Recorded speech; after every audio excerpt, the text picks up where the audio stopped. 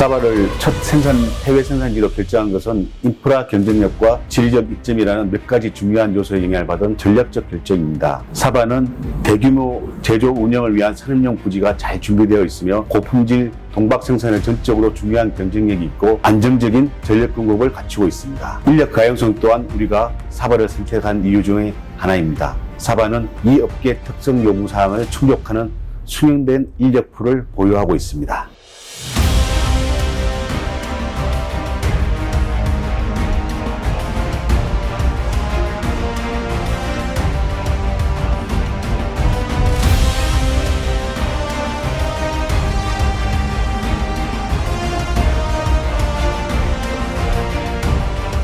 But more so important in Sabah is that we have gazetted, protected our area by legislation under the current chief minister is that we have fact terminated long-term licenses that have not been compliant for Sabah.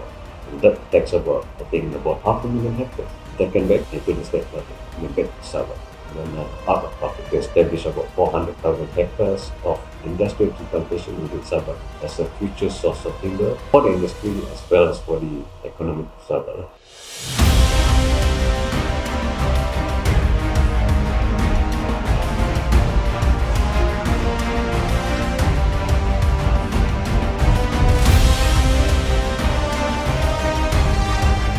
We come up with one framework that is fit to the vision of Datuk Seri Panglima AJJ yang menjadikan negeri Sabah ini satu negeri yang berdaya saing dan satu negeri yang progres dan rakyat in the end of the day disejahterakan. Dan Datuk Seri Panglima AJJ mentioned to me perkataan is very simple. He said, saya tidak mau melihat orang Sabah tiada rumah. Saya tidak mau melihat orang Sabah tidak ada makanan di atas meja.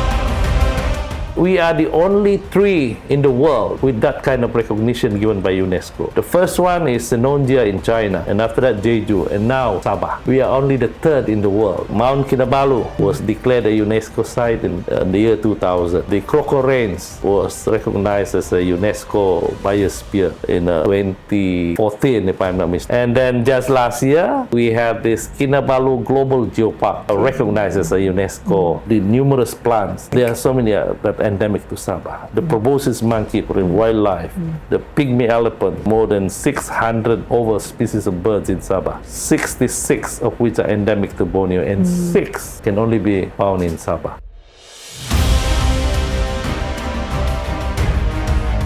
Belia ini adalah aset negara. Mereka lah yang mewarnai masa depan negara kita. So kita kena invest kepada belia. That's why saya bagi peruntukan dalam bidang pendidikan saja di Sabah lebih kurang 470 juta this year. Begitu juga dalam bidang sport, dalam bidang macam-macam yang melibatkan orang muda ini. Kerana saya percaya masa depan kemajuan kita adalah kepada orang muda atau belia. So dia orang mesti cukup education dia orang mesti ada kemahiran diorang mesti ada kepandaian dalam kekuatan dalam sport bermacam-macam, baru kita boleh berjaya ataupun cemerlang negeri kita. Memberi sokongan kepada kerajaan ini untuk diorang, bukan untuk saya ataupun kawan-kawan. Kita di dalam tanggungjawab atau jawatan ini hanya sementara. Jadi apa yang penting, apa yang kita rancangkan hari ini